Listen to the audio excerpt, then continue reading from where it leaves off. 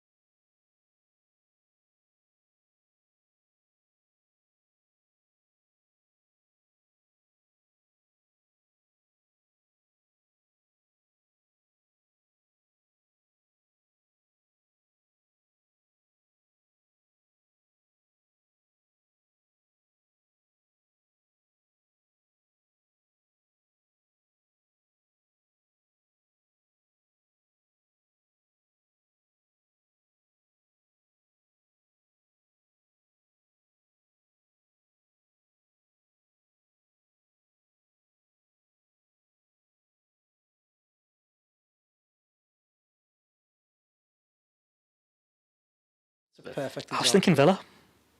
Yeah, he definitely scored. Yeah.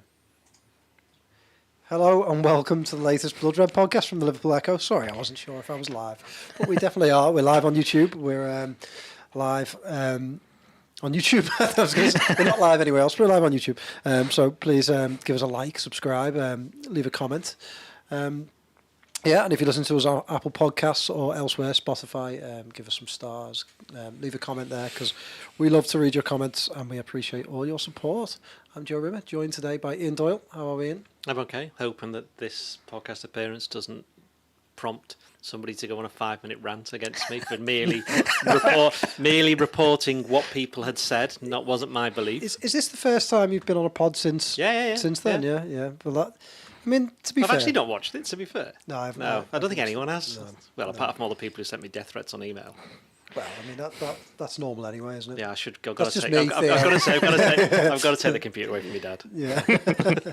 Theo, how are you? Yeah, not too bad. I feel a bit underdressed because I thought Gorsty would be doing it today as he's on the rotor. So you say calling Gorsty a scruff? No, I just thought I'd have dressed up smarter if I realised I was going to do the pod. You're not underdressed. Yeah, no, but I'd have gone with my normal polo look and stuff. I feel like I've done Dress Down Friday. There's no dress codes on my pod. Don't worry. Yeah. Yeah. Do you think we should start wearing shirts and back in the day? Before COVID, where we weren't actually, what am I talking about? You were called Joey Jeans then. Only on a Friday. Yeah, wait, it's a Friday today. Yeah. I'm not wearing jeans. Yeah, so I don't want to look because it would look weird. Doily is, but he's got his shoes on as well. You'll be happy to know. Yeah. You should dress up smart for going. You went to see Arne Slot today, didn't you? I did. Was in the room with him. Yes. Don't carry on talking about it though, because first I want to say thank you to our sponsors, NordVPN, who help us do what we do by sponsoring this podcast. I use it all the time. No, I've got the VPN on all the time. Gorsty will have his on when he goes to Milan next week. It's a dead handy tool. I couldn't recommend it more. To get the best discount off your NordVPN plan, go to nordvpn.com/bloodred, and our link gives you 4 months extra free on a 2-year plan. There's no risk at all with Nord's 30-day money-back guarantee. The link is in the podcast episode description box. I should know that off by heart. I know, really. Well, you say it in a very convincing manner. Unfortunately, not everybody who reads it out does it in such a flowing way. When you did your pod in the car park, did you have the full thing to read out, or did you? No, I just said NordVPN. I've got something to do with this podcast. Well, thank you very much. Please, if you've got questions, by the way, while we go on, drop them in the chat, and we'll try and come to them throughout the podcast. Yeah, Ian, you were up at Arne Slot's press conference. I really like watching Arne Slot's press conferences. We had a little discussion before, and he's not as emotional as Jurgen with some of his answers, but there's just a real confidence about him that I quite like. What was he like today? But you said it best, didn't you? It's like you said that if you're a fan, first and foremost, then you're loving it, because he never really says anything that you don't want him to say. Doesn't really court any controversy, and he just says things as he thinks they are. Doesn't give doesn't lie for answers, or at least we don't think he does. And he'll express an opinion when it's needed, and also he kind of explains certain things, doesn't he? And even when he was talking about, which I'm sure we'll get onto in a minute, where he made out that we're not going to rotate as much as perhaps people think, because in my old clubs we used to just keep the same team for as often as possible. Though he did then couch that by saying, "Well, this is a completely different league, and this, that, and the other." I do think that'll change very, very, very quickly once he sees what happens with some of the players. But no, but if you're a journalist, at the moment anyway, he's not coming out with any zingers, but he hasn't had to, because nothing's gone wrong. And I was having a conversation with a few of the people at the press conference today, and said he's been there it's been 4 weeks since the season started. He's played 3 games, and in the next 22 days, 3 weeks, he's going to play another 7. So there's a lot more scope for him to react to things on the pitch, whether it's injuries, sendings off, results, wins, defeats, whatever. And I think we'll learn a bit more about him as well as his squad. Sanjay says, love the pod, but any chance they could be at the same time slot? Hate the thought of missing hearing about Ian's music career. We got a few shouts out on Monday. People Did it? Yeah. Sorry, of course I knew that because I did watch it. Finch are becoming ever more popular thanks to our pod. New Year's Eve at the Woodlands, St Helens. That's where we're performing next. Well, not next, but certainly we've got the big New Year's gig. Sounds like a big one for New Year. Theo's John Kay says Arne's the most Dutch man to ever Dutch, which I think is a good way of describing him. He's got that. I think Ian's right. I'm not looking forward to, but I'd be interested to see how he responds when Liverpool do start. They will eventually have a tricky spell, and when they have a tricky spell, whether he's still as cool and calm as he appears now will be interesting. I remember with Ronald Koeman covering their press conferences for Everton, Ronald went from very confident, very smart, quite eloquent to quite snappy and feisty quite quickly when results went for them. What have you made of him so far? It's been interesting to watch. He's strange when he does answer questions, because he'll say, if he wants to praise a player, go, "Oh, Ryan Gravenberch, he's doing well, he's really grown into that position, he's made it his own." But then he doesn't want to offend anyone, so he's like, "But they're all doing this, they're all doing that," and he seems to always cover his base that way. He's not saying anything overly controversial or that's going to really grab your attention, but at the same time there are interesting lines in every single answer pretty much. Like, we got a nice little bit of insight on Kelleher's future today, and it was a good response to that. I thought he dealt with that really well. There is that confidence there and the composure answering these questions, and we've said on the podcast before as well, like how brief the answers are. Like, he's straight to the point. You're not going to have to spend ages transcribing it. Press conference is done in 15 minutes. Happy days. That's a very very journalistic answer there. Well, it's a good thing that's what I am. He does get to the point quite quickly, but he seems to have confidence to answer every question. If you go back to after the United game, when he kind of gave that tactical rundown of how Liverpool dismantled United to Sky Sports, there's that confidence to answer questions in a thorough manner without feeling like he's giving away state secrets. Yeah, unless it's about contracts and injuries, where he doesn't really want to talk about them. I mean, contracts is fair enough, but we could do with him possibly opening up a little bit more. Didn't he say in Holland, "Oh, we didn't do it because of privacy"? Yeah, it was more to do with what the type of injuries rather than someone actually being injured. But what was then funny, he said that again after, I think it was the Brentford game, and one or two of the journalists went, "No, that's not how we normally do it." So he was really interested to see what happens there. But they haven't had any injuries, have they, really? Apart from, I know we're going to touch on Harvey Elliott in a bit, and that one's come out. We know what that is. But exactly, yeah, and that came from England rather than Liverpool. So yeah, he's, whoever said he's, what is he, Dutch in. He's the Dutch. Arne's the most Dutch man to ever Dutch. Yes. Yeah. Well, you mentioned Ronald Koeman. I think he's very Dutch as well, just in a very different way. Yeah. It's the two sides of the Dutch.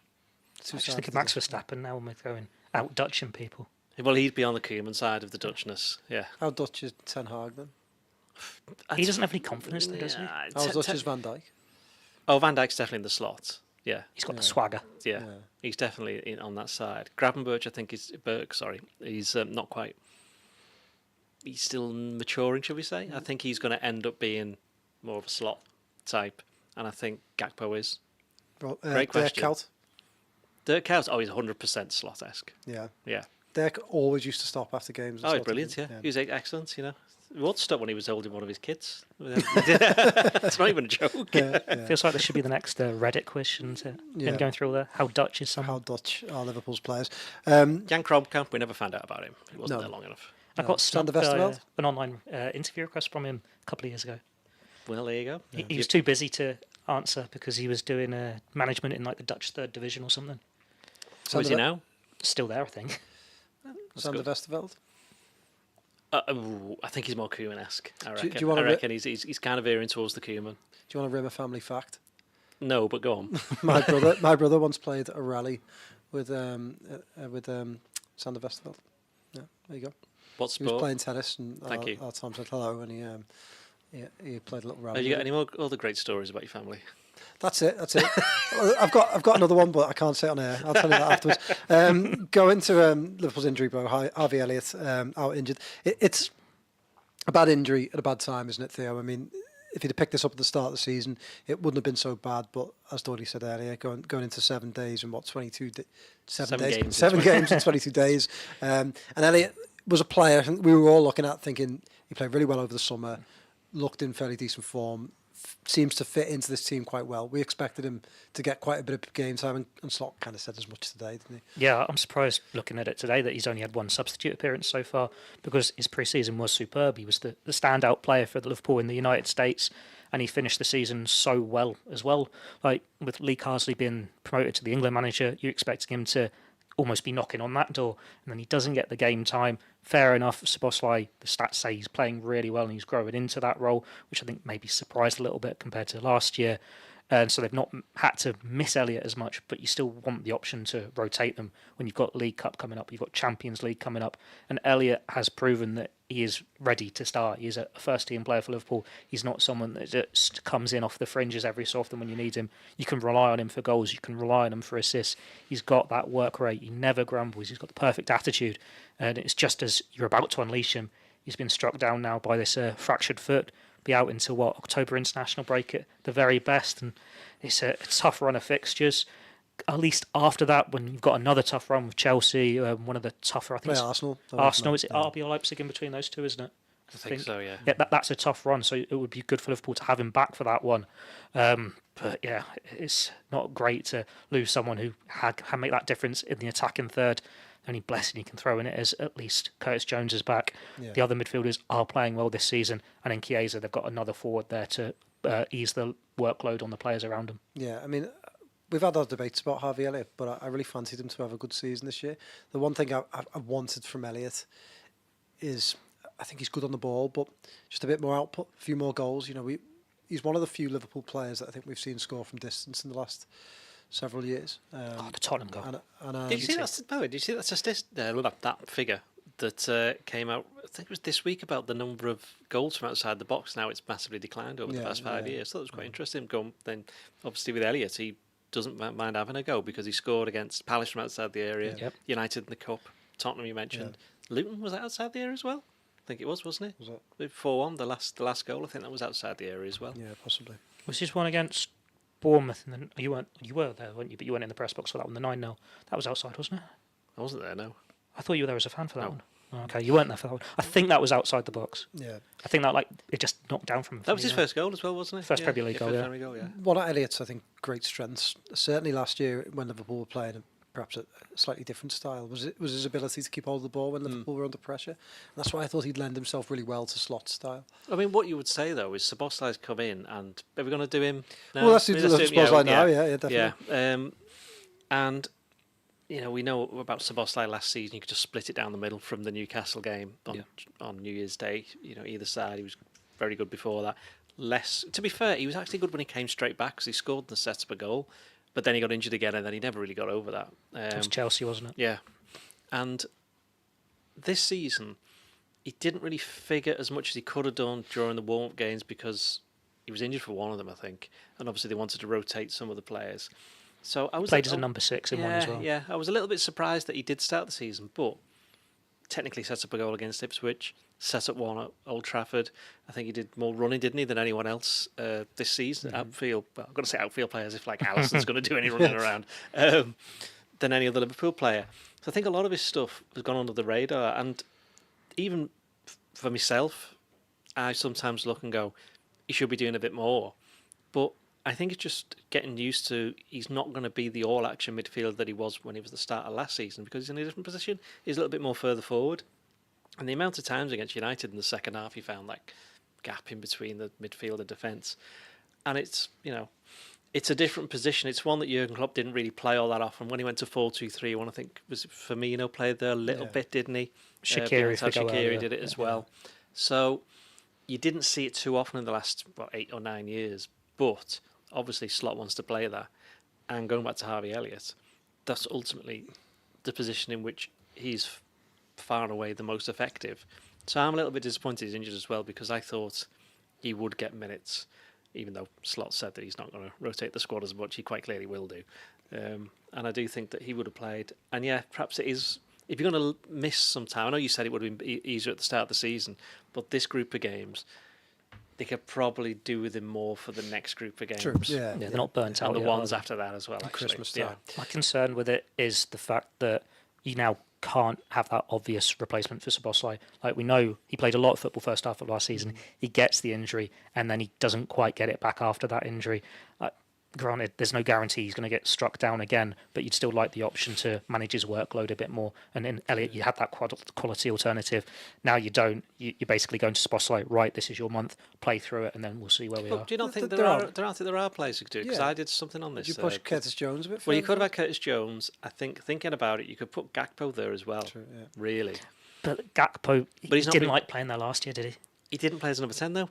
That's the whole thing. He was playing the right of the midfield three. So it is slightly different. And there's no Firmino now. He would have been well suited to that. I mean, you Jota can't do say- it? No, I don't think Jota's got that in his game. No, I think he's far more effective if he's got somebody he's playing in front of the number 10. Nunez can't do it. I think Salah could do it. Salah did it for Egypt in midweek. But what about Chiesa? We don't know. Chiesa. But he's more of a forward player, not an attacking midfielder. McAllister could do it, but it would be a different type to the hard running that perhaps Yeah, Szoboszlai. but then you're looking at the midfield and going, you forget that you could put Endo in as one of the. You could put Curtis Jones back there. Yeah. So Gravenberch could do it, even though you wouldn't want to move exactly, him right now. But exactly. So there are there, but what you won't want to do is move McAllister and Gravenberch that much from that position at the moment. Although obviously there will be games where they're not playing. To go back to Szoboszlai, Gorsty wrote a really good piece about him this morning, and basically he ranks in the 99th percentile for total shots for midfielders across Europe's top 5 leagues. How long? This season? In the last 12 months. Oh, last 12 months. Last 12 months. Expected assisted goals, 97. Shot creating actions, 96. Carries and touches in the opposition penalty area, 97, 96. That's because he took about 20 at Old Trafford for that one he didn't score. But this is why he's playing as the number 10. Yeah. Because he wasn't playing for Liverpool last season. He was still playing fairly high up, but he was still getting these chances, opportunities, having these shots. But now he's in that number 10. I think it took a little while at Ipswich for him to get used to it. I thought against Brentford he was a lot better, and obviously the United game he did well. Obviously, as we mentioned, he set up a goal. So yeah, I do think that this is clearly his position, and Slot's made that quite clear. According to their data, who's the number 1? And we'll see if you've actually read your colleague's piece. I've been off, so that's my excuse. The number 1 most similar player? Most similar player, De Bruyne. No. Oh, it's interesting. Bernardo Silva. He is 4th. I think I'm thinking of the wrong chart. I think Odegaard. He's 5th. Ooh.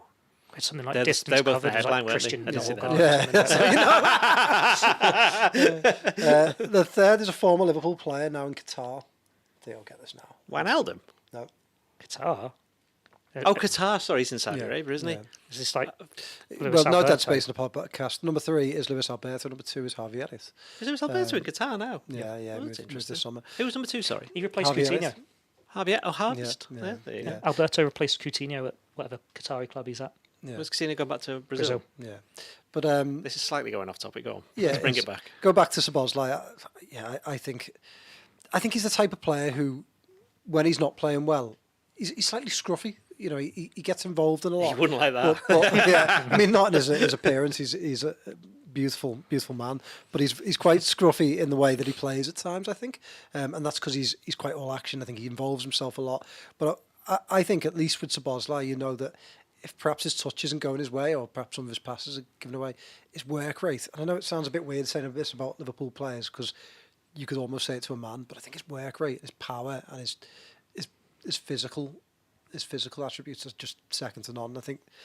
I thought against Ipswich he grew into the game. I thought against Brentford even more so, and then I thought against United he was superb from start to finish. And he really, I mean, you look at their midfield. It's not a good midfield, but he dominated their midfield. And I think I would go as far as saying the United game was almost the best I've seen him play for Liverpool.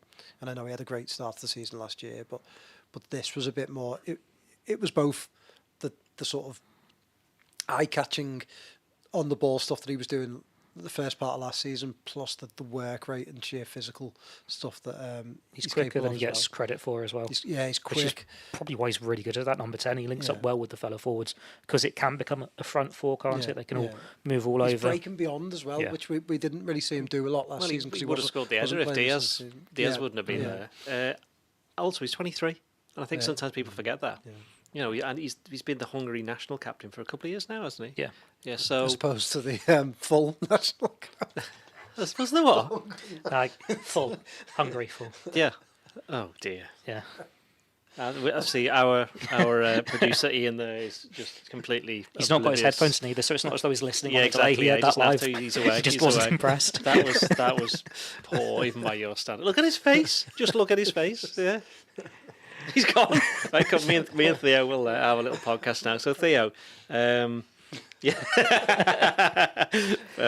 on, Joe. I don't want to take over. Anyway, he was very, very good, the Hungary international captain. Moving on to Federico Chiesa. Again, Slot was quite guarded today about whether he would play a part tomorrow. I've got a feeling he's the type of manager who everyone will be desperate to see him, and then when he names a squad tomorrow, Chiesa won't be in it, just because he will let him have time to build up his fitness. But what do you think? Do you think he'll get on the bench? Do you think he'll feature? I don't think he'll feature. I don't think he'll be on the bench, and I think he'll be involved against AC Milan, because why wouldn't you have the Italian playing against the Italian team? I don't think he'll start against AC No, Milan. He'll be on the bench though. Yeah. And you can have more subs for Champions League. It's 11, is it? Yes, 23-man squad. It's 12. It's 12 then. I think it's 12. So yeah, he'll definitely be involved in that. They're going to have to leave out one senior player, aren't they, against Forest? Because Elliott's the other one with the injury. So it depends if you just want to take out a defender or give Chiesa a go to have that option, given that first taste of Anfield. Still laughing about Hungary. Yeah. It genuinely wasn't that funny. You're going to have to do commenting now to see if they actually laugh. Yeah, I think you're right. Leave it in the comments and let us know whether that was actually as funny as Joe seems to be making out that it is. I've got 10 dad points for the Hungry joke, which to be honest is I'll take all day those 10 points. Yeah, I mean, I've just got the feeling with Chiesa, it might be one that they want a bit of time. I'm trying to think of similar. That feels like there was someone. Artemello, you could kind of compare it to, but the injuries were worse for him. It's written off. You're writing about Keita as well this week. Honestly, you just got to let these people go. Yeah. I'm just thinking about somebody who'd do that. Are you worried about him? Who Klopp? I remember there was several players that Klopp brought in and just took a while to even include them in squads because he Robertson, just wanted Fabinho. And I feel like with Chiesa, it could be that sort of player who. Yeah, obviously his skills aren't within doubt. We've seen some of the footage that the club have put out, but he hasn't played since June. And fitness-wise, Liverpool operate at such a peak level of fitness that why not use these types of games, Nottingham Forest at home, to just allow him to get more match fitness under his belt before he comes into the squad. Well, it's still a game to be won. So and they've got other players available. As Slot said, we've got more than 20 now. So hence, as Theo was saying, they're not all going to be involved. You mentioned Tyler Morton. He's also a senior player now, fully fledged. So that's going to be at least 2 of them. They're not on the bench. 3 if you count Yaros, because he's the goalkeeper. So they've got Trey as well. If you want to bring in all the youth ones. I think in Yoni, you'd say he's an under 21 player who just trains every day. Yeah. But with Tyler Morton, he's fully fledged. Yeah, he's over 18, isn't he? So no, I think I wouldn't be rushing with him, to be honest. I think, the Champions League might be a bit. I mean, the League Cup game in a couple of weeks might be a chance, certainly for him to be off the bench. But he might, it's 2 weeks down the line, he might have proven himself to be, up to the standard that they need to throw in to start a game. I suppose it depends on how his pre-season actually went. Like, we know he was deemed surplus by Juventus.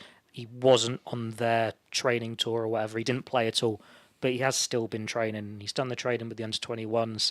It's how out of shape he was when he linked up, and the fact that he was still able to go into those first training sessions. Yeah, we saw him leave a little bit early, but are those 2 weeks with the 21s enough to get him up to speed to be in a match day squad or not? You can be patient with him because apart from Elliott, they've got a lot of players fit. But at the same time, if you're naming your match day squad, I speak as a fan who wants to see goals. You want the attacking players on the bench. You'd rather see Chiesa on there than Simicas or Joe Gomez. You want to have that extra option. And if you're winning and there's 10 minutes left, throw him on, give him a debut. If you need a goal and you've already thrown on Nunez Gakpo, you can use him there. Just depends how well he's looked in these last 2 weeks.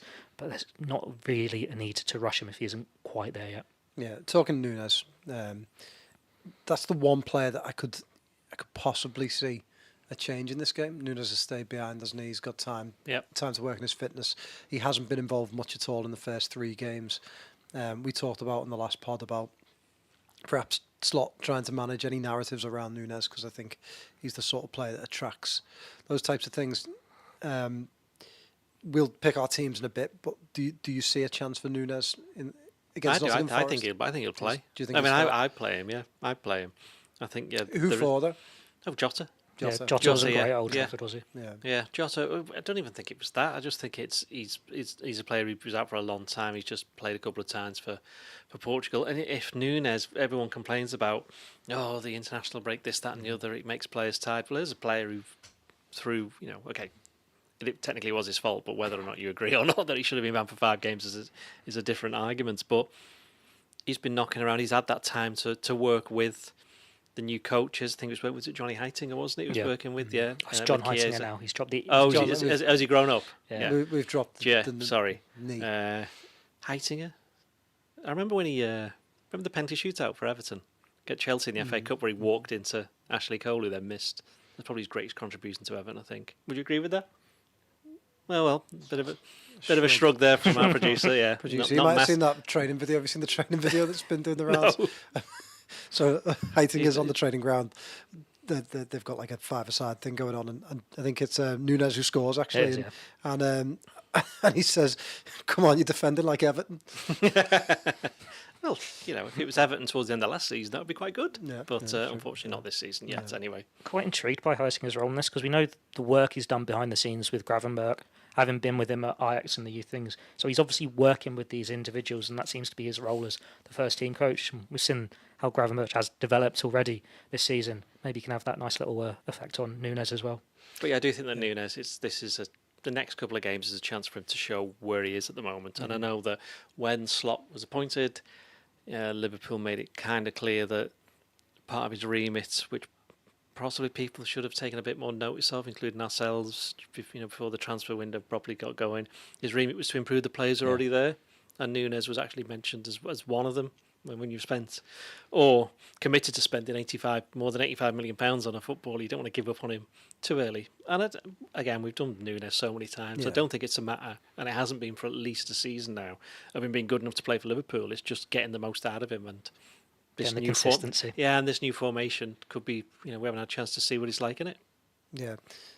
We've got one comment. I think Gravenberch might actually have better linkage with Nunez.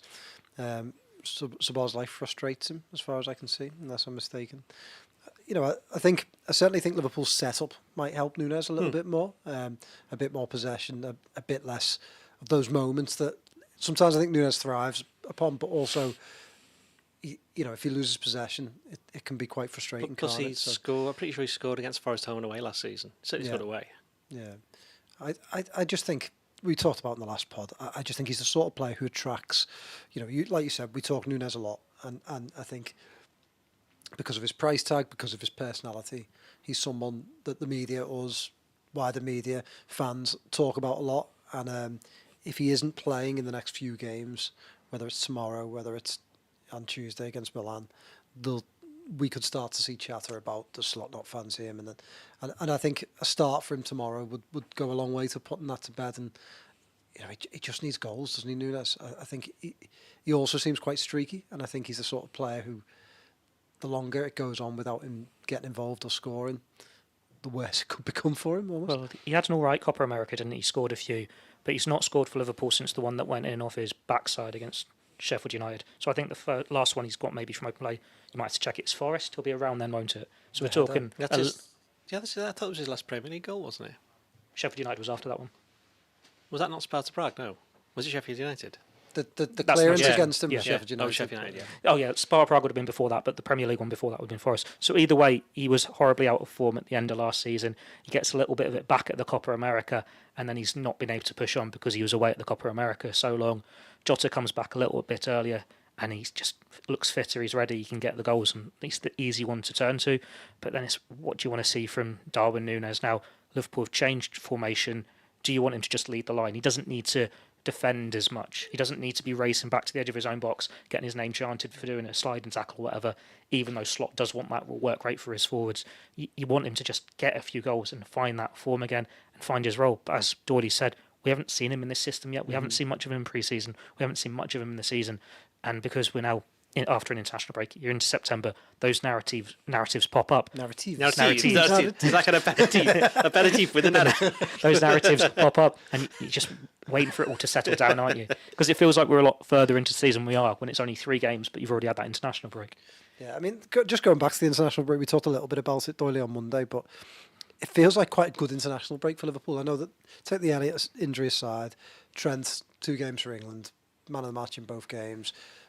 Who'd have thought, played right Gakpo, back. Diaz. You know, Endo. it seems like a quite positive outcome for Liverpool. People seem to be fit. They seem to be informed. They seem to be pretty happy.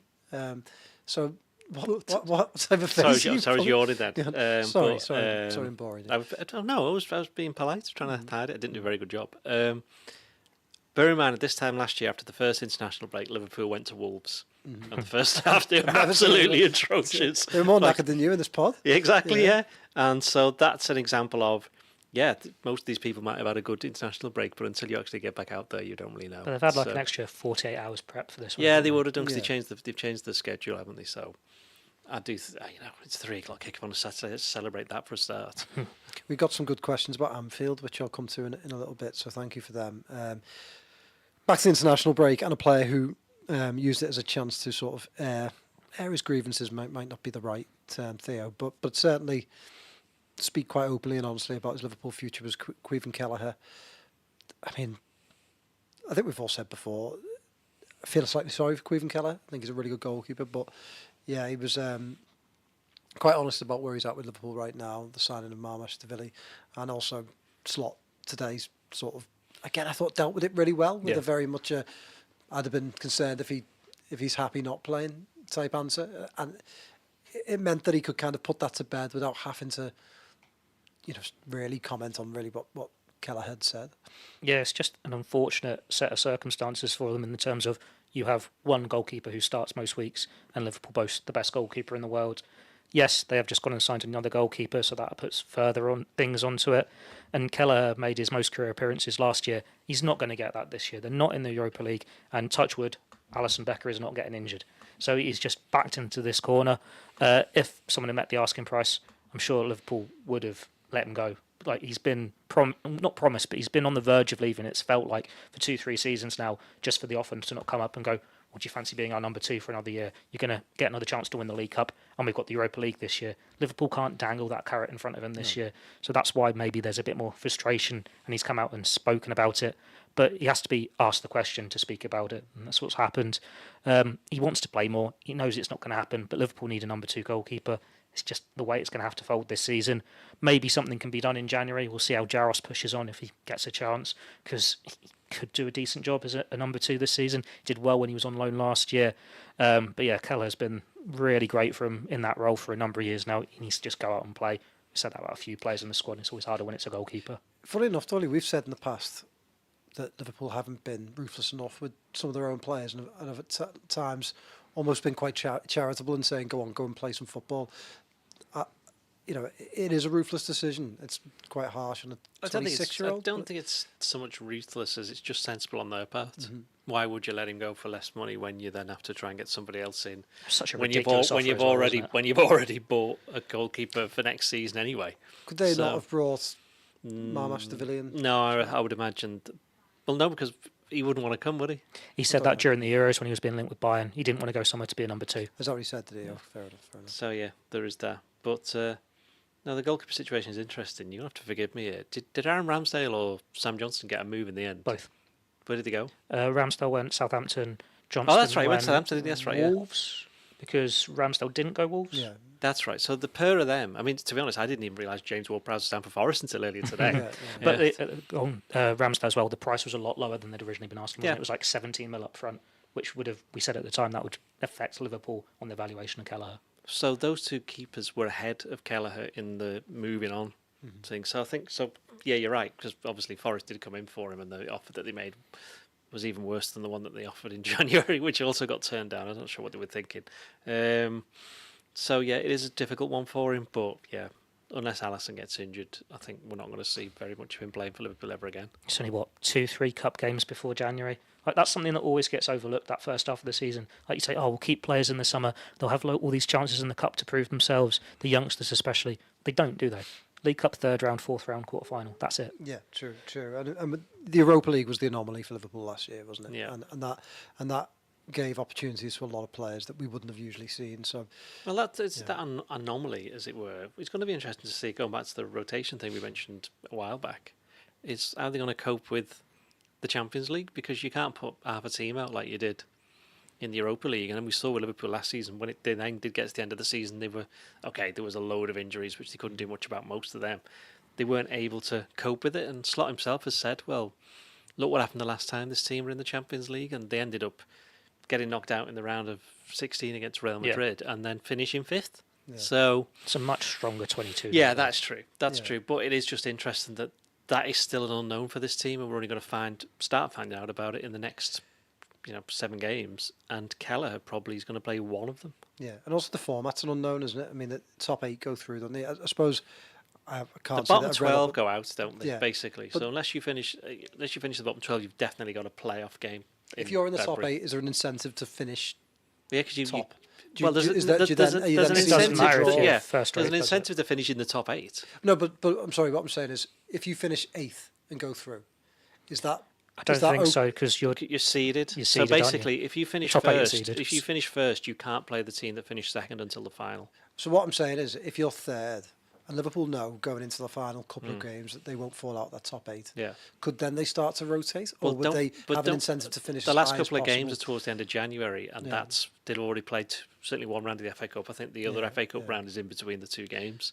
Because then you can look at the FA Cup, can't you, and say, well do you sacrifice? Whereas you should never sacrifice the FA Cup. I've got a random question about that, with it being January. What happens if you sign someone at the start of January? Can they play in those last 2 games? Or no, they can only They can only do February onwards for the playoffs. So basically, it's just treated as like the group stage, even though it's a league. So that could have a negative knock on the transfer window then, because you're trying to formulate a piece in your mind. I'm off for a few weeks after. Yeah, but you don't have to do it until then. We'll move on slightly, because there have been a couple of good, decent questions around Anfield, which I think is a topic that we've not talked about for a while. With the Anfield Road stand complete, do you think the Kop or the Kenny Dalglish stand will be redeveloped anytime soon, or certainly next? Because I think we'd all agree it won't be soon. It's not going to be soon. Haven't they already said it won't be at all? Well, it probably will be at some point, but. The centenary. Sorry, show me age. The centenary. Yeah, it depends when. But it was the centenary for me. It'll always be the centenary. And it was the Kemlin before that, and it's the Kenny Dalglish one now. But that one, there is scope obviously to do something, but that would cost money. And the one that would cost more money, and there's a lot less scope, is the Kop, because it's backing onto the road. Yeah. So I'm not sure whether they'd be able to do very much with that, unless you're getting into the whole thing of buying properties the other side of the road, moving the road, that kind of thing. And there's no real incentive to do that. Just have a little bridge thing over the road. They could do, but I'm pretty sure the people in the houses on the other side would be like, what are you doing? It's not like there's a few pubs in the way or anything. I don't necessarily look at Liverpool Stadium and think they need to start increasing capacity anymore. I mean, it's taken them this long to finish the Anfield Road stand for obvious reasons, and you can't argue with the fact that the main stand's made a massive difference. I think they just want to see what happens with this new one, if they're selling out the hospitality, because they'll sell out the tickets for the games, I think. I think the West Ham game will be interesting to see whether they fill for that one. Yeah. I mean, admittedly, it's a Premier League opposition. If it had been one of the lower league teams, they probably would have cut the prices anyway. Yeah. Unlike Aston Villa in the Champions League. It's ridiculous. Crazy. With the stadium, it's been, 25 years, perhaps longer, where they've wanted that magical 60,000 figure. And there are talks of seeing the plans for the new stadium before they decided to expand. after all that time, they've finally got with what they wanted, and it is one of the best stadiums in the country now. It looks so modern compared to what you think 10, 15 years ago, and then you compare it to like Old Trafford, something like that. They don't need to keep dreaming bigger while you always want to have the biggest stadium in the country, the fanciest stadium in the country. It's already pretty good. And if it's the limit, it's the limit. Yeah, they've never really had the biggest. Everton used to have a bigger capacity than Liverpool for years and years when I was growing up. I don't necessarily think it's about capacity now. I think if they're going to do anything, they just need to freshen up.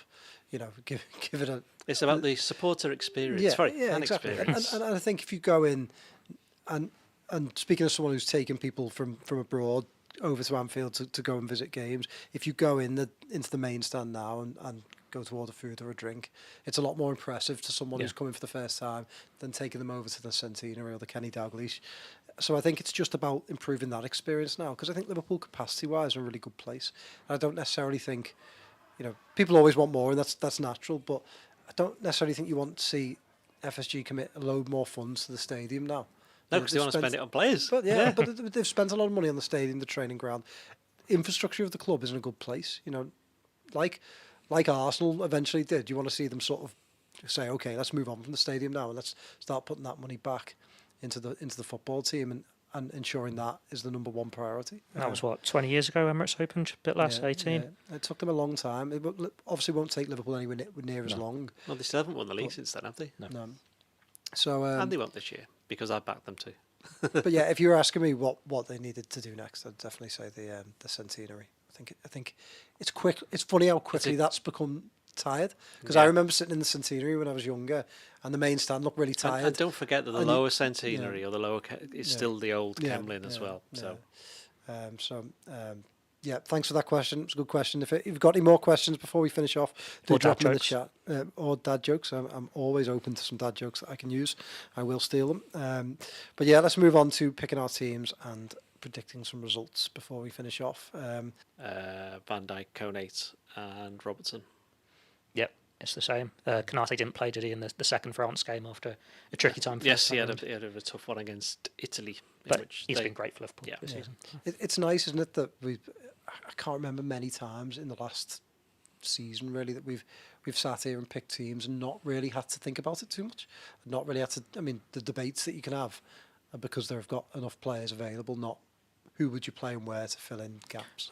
They've only won 3 games, let's be honest. It's so early. I'm talking about players available though. Yeah, true. You've only played 3 games, so. Was it you or Gorsty who did the piece on the back fours suddenly unchanged? That was PG. Like, you think last year when you're going, it might have to be Gomez, might have to be Bradley, because they just had so many injuries, Krancer, and now it is just, we're back to the first choice, and they're all playing well. Yeah. Sorry, someone just made a comment. I can't really work it out, but anyway, sorry, I'll ignore that. Midfield? Probably unchanged as well, Gravenberch. McAllister and Szoboszlai. I'm not playing McAllister. No point in risking him if he's had a bit of an issue. And I know he trained yesterday, and he's probably trained again today. But I bring Curtis Jones in, play him on that left side alongside Gravenberch, and play Szoboszlai in the number 10. Yeah, I'm going to stick with McAllister because he did train and he seems all right. It seemed to be worse than it was, because the fact that he was able to still play, still be involved. Yeah, if they get stuck, he can always come off the bench. Yeah, I just think I would like to see some consistency in the team. It's been nice to see that in the opening games, and why not keep it where you can. So I'll stick with the same midfield as Theo. Come. Oh, he's explained that the bear turns the rabbit and asks, do you have problems? Oh, God. Well, thank you for explaining that, but we won't read that on the podcast. Up front. I'm looking forward to this later. Yeah. Well, obviously, Nunez down the middle for Jota, Diaz and Salah either side. That's what I'd like to see, but I'd imagine Jota keeps his place. But you're picking the team. You can do what you want. I'm going to guess what the manager will do. Well, that's not what the game is. The game is pick your team, but you think. You can say both. Okay, I'll say both. Okay. Well, I, like you, would give Nunez a chance in this one, but like Theo, think that Slot will stick with Jota. And finally, your prediction? I think Liverpool will win. It's whether Forest score. Liverpool aren't going to keep clean sheets forever. 3-1. 2-0. Yeah, 2-0. Well, actually, no, they've got Ward-Prowse, haven't they? Chris Wood, Ward-Prowse, that's a combination that's going to happen. That's a good point. We'll go with 3-1. Yeah, 3-1. Feels fair. You've convinced us. Before we go, we've had another question, so I will ask it. thoughts on City's case finally starting on sorry, it's still giving me this rabbit bear analogy, which if you're watching on YouTube, you can look up yourself. Thank you very much. City's case starting on Monday. It's massive, really, isn't it, for the Premier League? I mean, there's another club in this city which I think certainly, even more so than Liverpool, will be watching events quite closely, but it is huge. I think obviously the difference between Everton and Man City is that Everton admitted to theirs, whereas City haven't, which is why it's gone on forever. It just makes me laugh. I just have this image of like they start it on Monday and then literally evening on the Monday it's like we finished, right, reached a conclusion and that's it, because they've had that long to think about it. I mean, what could they possibly be talking about? There must be stacks and Yeah, stacks but and what stacks. they must. I mean, they've been doing it for evidence and ages. They've been doing it for ages. It's 100 and odd. What was it? 100? I've forgotten already. Yes. You'd think I'd know this. They keep saying 115, but hasn't it? They added 15, so it's 130. 130 charges, of which they're all kind of roughly the same kind of thing. Yeah, to do with financials stuff.